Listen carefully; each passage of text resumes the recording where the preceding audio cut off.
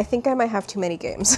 Road trip games. Toasty, what is a road trip game? At least in my opinion, a game that you can play mindlessly in pretty short bursts, or you can get stuck playing it for like hours and hours and not get bored. Games that kind of have that little bit of nostalgic touch, I feel. And of course, games you can play on the road. So primarily, these games are on handheld devices, with some exceptions, and we'll get to that. This summer, I've been traveling a lot, which means I kind of have to prepare for a lot of road trips. And these are all games that me personally would consider games I'd bring on a road trip. I think we don't need the wide angle lens anymore because I think this one will be the least time consuming. We're gonna start with PSP.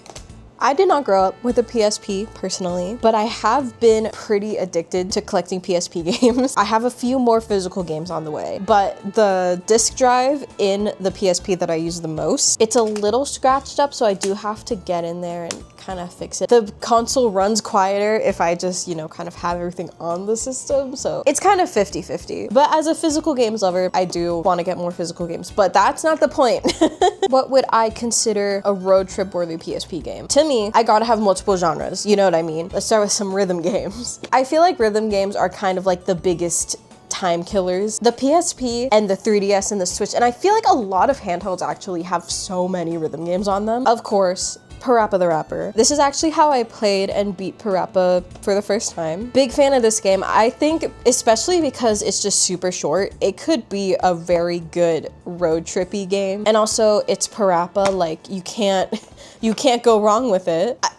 I wouldn't call rhythm games exactly like mindless unless it's the type of game that you've been playing over and over again, but it's still the same type of thing. Patapon recently got a remake for modern consoles, so this can totally go under the Switch category as well. Just more rhythm game fun to just pass the time. I feel like these are really good choices, but there are also the Project Diva games. I feel there are 3 of them on the PSP. I feel like I've spent most of my PSP hours playing Project Diva, more specifically Extend, because I just prefer the song choices in that one, honestly. But all of these rhythm games on the PSP, there's even Rock Band on the PSP actually. Yeah, I have Rock Band Unplugged on here. Rhythm games on the PSP, probably one of the best time killers you can get on a road trip, you know what I mean? This one is my boyfriend's PSP. It's a 1000 and it's a bit bulkier, and low-key, I think I kind of prefer the bulkiness, just a little bit. And I did recently find a Final Fantasy VII Anniversary Edition PSP. I haven't gotten it yet. When I get it,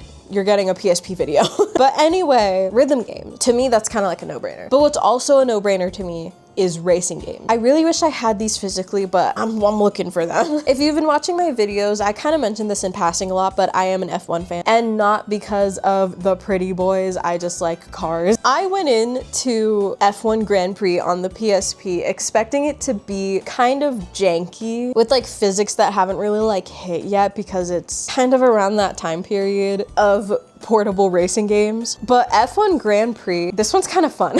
I have sunken a lot more time into F1 Grand Prix than I thought I would be. It's very arcadey, which is like in no way what F1 games are nowadays. Well, I guess kind of. That's like a whole other ballpark. But that racing game is a ton of fun. I also have Crazy Taxi. I have this one on disc. It just didn't have the case at all, but I do have Crazy Taxi as well. If you've never played a Crazy Taxi game and you love arcade games, what are you doing? This one has also gotta be a no-brainer. And I feel like the PSP version is kind of crazy. I feel like if you went up to a modded PSP owner and you asked them what kind of racing games they played on the PSP, they are probably going to say either one of the Need for Speed PSP games or Midnight Club. And yes, I feel like if you're gonna mention PSP and racing games, you kind of have to mention one or the other. Like, I don't think I could have gotten away with just saying, oh yeah, F1, maybe sprinkle some NASCAR in there. You have to mention Midnight Club. If you don't mention Midnight Club, you will be assassinated. But I don't see enough people talking about Wipeout. As an F-Zero fan first, I very quickly took a liking to the Wipeout games on PlayStation, and this is one of them. I just love this genre of racing game. It is It is so good. It is so fun. I feel like some more games that I would throw under the road trip category are obviously Little Big Planet. The Loco Roco games are so addicting, and also the Sims games. I feel like this can still be a pretty iffy category because a lot of people love to play story heavy games on road trips because they have the time for it. But I don't, which is a little crazy, but I just love like swapping between games in short bursts and then seeing what will stick for the road trip. And the Sims PSP games, actually any portable Sims game is exactly what I need on a road trip. There are countless videos and deep dives on the internet about the portable Sims games, and I love them. The PSP games are actually really solid. Sims 2 Castaway is really good, but I found myself liking the regular Sims 2 on the PSP way more. If you've played the DS game, it kind of follows a similar plot. Yeah, these have stories if you didn't know, but they're not like, oh, I gotta know what happens in this very heavily narrative driven game on my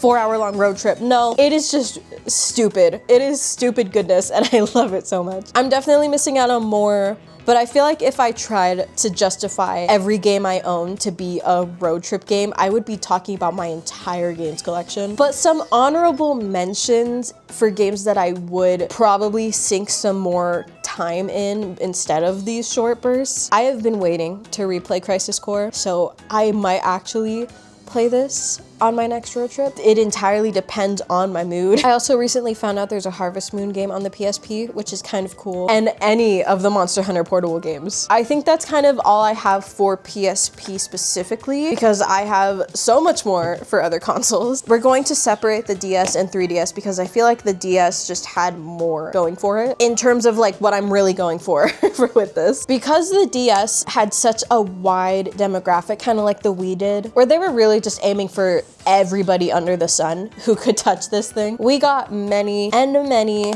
and many of these short burst, puzzle, nostalgic, fun type of games. And most of my Nintendo DS collection is actually games like this because I did take my DSi on a road trip one day and I played through most of these, at least for a few minutes. So here are my DS road trip games. Mario Kart. I feel everyone has to have a Mario Kart in their pocket, right? Some kind of racing game is just like perfect for a road trip, whether you're by yourself or you're with a friend, you know what I mean? But this was my first Mario Kart. I did not grow up with Mario Kart Wii, which shocks so many people, but this was my first Mario Kart and I really sucked at it.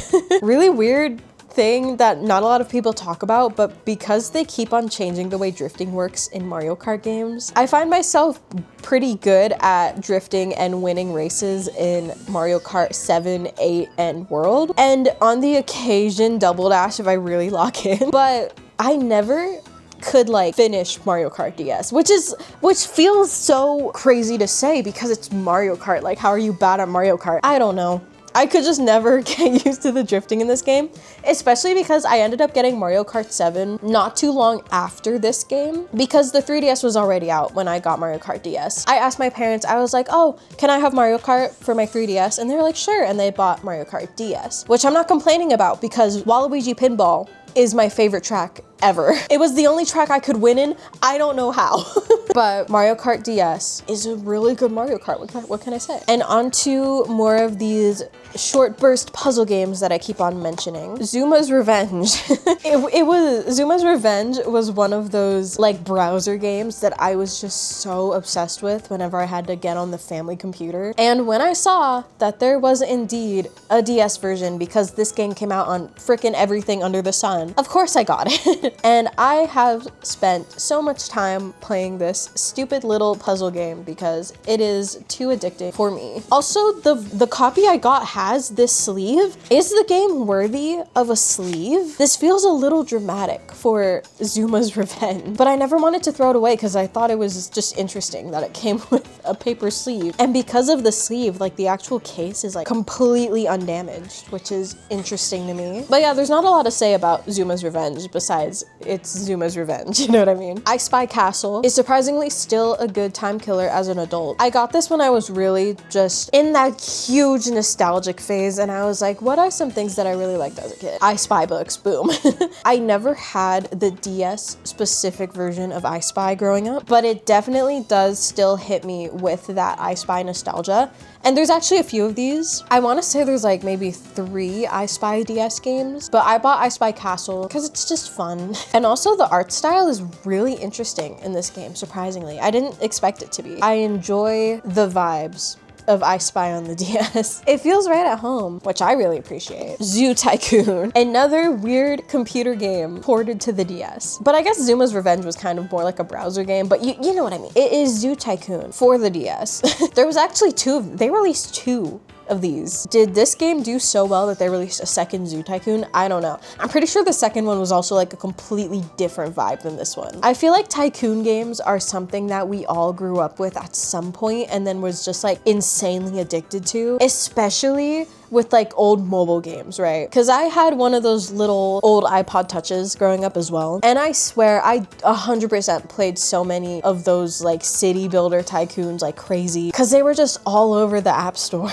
But this does give me that nostalgia that I needed in an addictive tycoon game from the 2000s. Also, this polar bear is extremely happy to be here. And of course, we need the rhythm games. Elite Beat Agents and Rhythm Heaven. You can't go wrong with these. Elite Beat Agents is one of my favorite games ever. It's gotta be one of my favorite rhythm games to ever exist. It's Osu, but it inspired Osu for your information. It is the OG Osu, and that makes it great. This game is just wacky goodness, but you can play it in short bursts because it's literally just going song by song, like a rhythm game.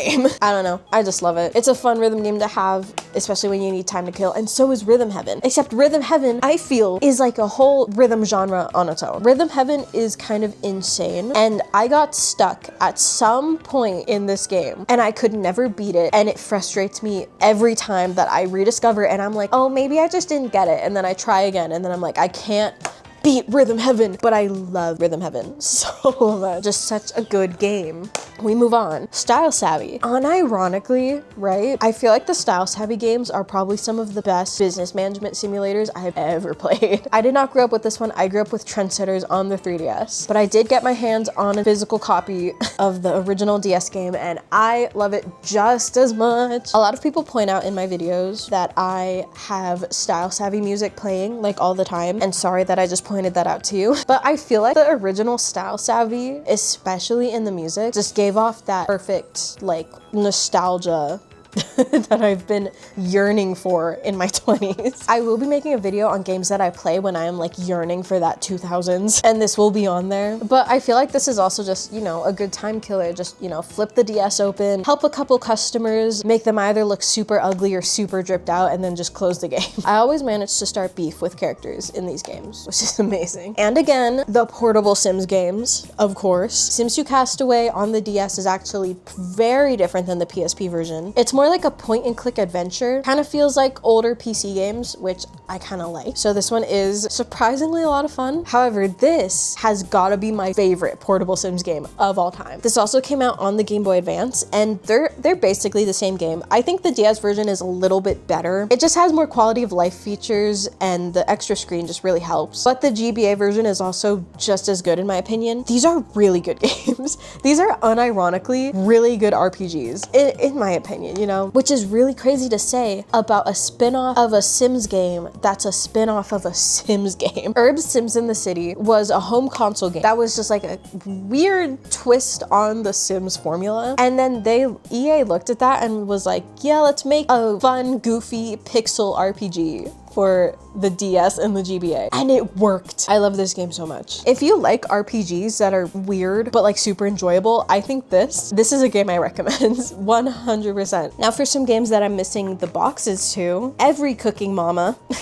ever created, more specifically the DS games, because hot take, I guess, I kind of prefer the pixel art over the actual 3D models. But again, I grew up with the DS version and not any other version, so it could just be nostalgia talking. But the original Cooking Mama trilogy gives that same amount of dopamine for those short bursts before I get bored and I'm like, all right, new game. Did you know there's a SpongeBob version of Cooking Mama? Because I have it and it's actually fun. I don't know what it is with SpongeBob cooking games. No matter how rip-off they are, no matter how basic they be, they're always addicting. There is SpongeBob Krusty Cook-Off on the Switch, which is literally your basic like cooking burger flipping game, and it looks pretty addicting. I grew up with SpongeBob's version of Diner Dash, and that was my shit growing up. And this kind of reminds me of it, and that might be why I like it. But it is SpongeBob the Big One Beach Party Cook-Off. Yes, it is. It's literally Cooking Mama, but with like extra steps. I'm pretty sure you get a bunch of plankton to help you cook. It's weird, but I love it. I also have My Sims Kingdom because I did not have Animal Crossing Wild World growing up, but they are very similar styled games.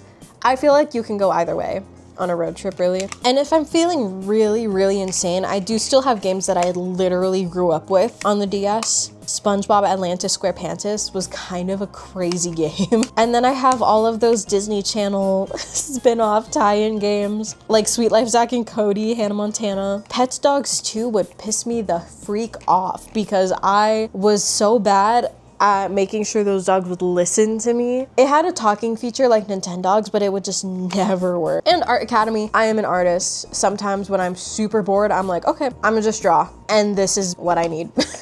We move on to the 3DS, in which I don't have, at least I don't think nearly as much as the other one, but we are entering more modern times. Let's start. Style savvy games, exact same mindset. Me personally, I think Fashion Forward is the best one. I love getting that same beef with people like I do in Animal Crossing games. They just walk into my store and I'm like, oh, I'm gonna make you look so ugly.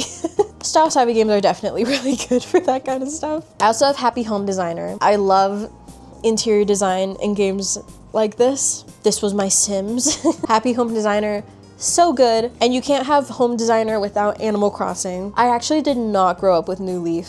I got this copy of New Leaf like years after, and I'm talking about after New Horizons. But I have a lot of fun with New Leaf. I can definitely see why people think it's the better one of any Animal Crossing game. But New Leaf is good fun. Of course, Mario Kart, same mindset as earlier.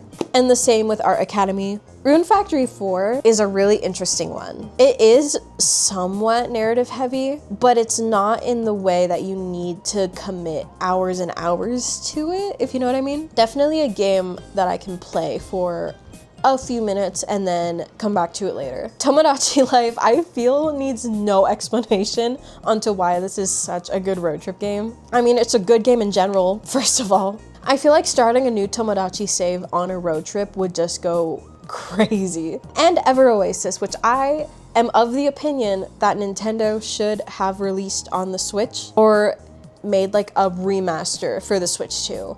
And honestly, I'm gonna use this video as my manifestation of that. I think we need an Ever Oasis comeback. This is just a good town builder with like little dungeon crawling elements that I just didn't expect. And it looks really good on the 3DS too. I really didn't want it to be one of the Switch One's final games, which as I'm recording this, we're still kind of in the transition period. So we are definitely still getting more Switch One games. And I have a worry that Ever Oasis is gonna end up not only a game at the end of the 3DS's life, but at the end of the Switch's life. And that just doesn't feel right to me. Maybe it'll get a Switch 2 version if that were to happen though. But I do believe this game is really underrated, and I think more people should check this out, 100%. And of course, some Game Boy Advance games, the portable Sims games, of course. Sims 2 Pets is not the greatest of all of the portable games, but it is fun for when I just need that little burst. F-Zero, because like I said, racing game.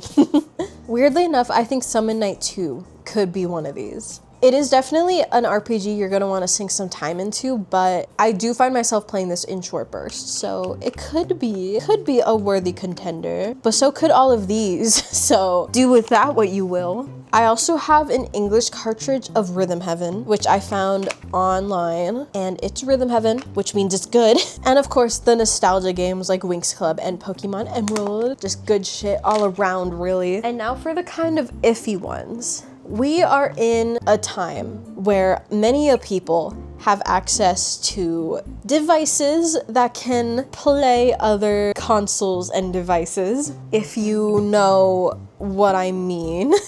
If you happen to be one of these people that has access to other consoles on certain devices, may I recommend a few games for you. Again, with the racing games. But hear me out, GameCube racing games. There's an aura here that can't be matched, because unlike my ramblings about playing games like F1, which you could do, of course, we have Need for Speed Underground 2, which has an open world, and I think that's really neat. I think it's really fun to play an older game that has an open world, and this is definitely one of those mindlessly drive around type of games. And honestly, I just think the open world in Need for Speed Underground 2 is really cool. I really like Need for Speed games. I did not grow up with Underground 2, but I have been playing it a lot recently. I got it not too long ago, so this is a play. This is a play for sure. Cars for the GameCube. This was my Need for Speed. Cars for the GameCube was actually one of my first racing games ever. I love this game, and it is purely for nostalgic reasons. And it also has an open world, like Need for Speed Underground 2. So clearly there's a connection there. Because it's cars, it gives me that nostalgia that I've been looking for. It's kind of like how when Mario Kart World came out, I was like, oh, that is just Radiator Springs, and I will be driving around in that all the time, just like I did with cars on the GameCube. I love this game a lot. And of course, ones that I'm a little fearful of showing you running on that little trinket of mine, Mario Kart Double Dash and Kirby Air Ride, are just really good.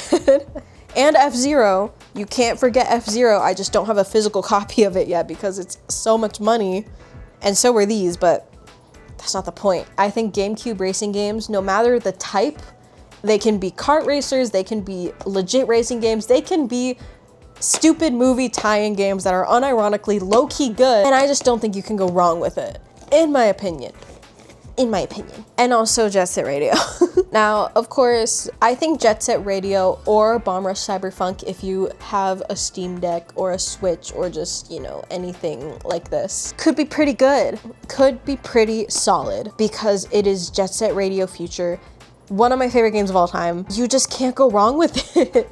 No matter where you play it, I think this could actually be a pretty good road trip game, even though it was never meant to be one. And I just think that Bomb Rush Cyberfunk can kind of come close to it, you know? Of course, back to the Switch and the Switch 2, we have Mario Kart. I feel like Fantasy Life I has been a pretty good road trip game for me so far this summer. Animal Crossing, of course. Minecraft. Project Diva, Burnout Paradise. Monkey Ball pisses me off, but Monkey Ball. If you want a more cozier vibe, I think the Switch definitely has more of them, especially with the Coffee Talk games. Those are really good. Stardew Valley. I think the Switch kind of has an endless library of games you could put in this category. However, I think that's all I really have on the topic. This is definitely something you can mix and match what kind of games you're really thinking of. These are all just games that me personally, I would bring on a road trip if I was like pick and choosing my devices. So yeah, I hope you enjoyed this video. If you were eating while watching this video, I hope your food turned out good. If you were doing chores while watching this video, I hope your chores got done. And if you were drawing, I hope your drawing turned out good. I will see you next week for another strange ramble. Bye bye.